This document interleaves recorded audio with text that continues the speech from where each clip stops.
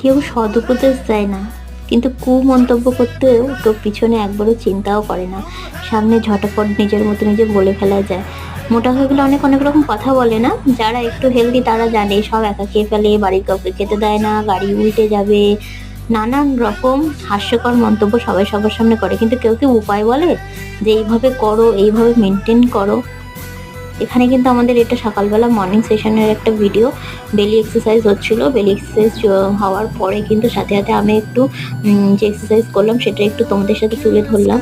তো এখানে কিন্তু দেখো আমাদের ট্রেনার ম্যাম রয়েছে যারা কিন্তু ট্রেন করে, আর সবাই কিন্তু এখানে নিজেদের রেজাল্ট ওরিয়েন্টেড, রেজাল্ট না থাকলে এখানে কেউই আসতে পারে না।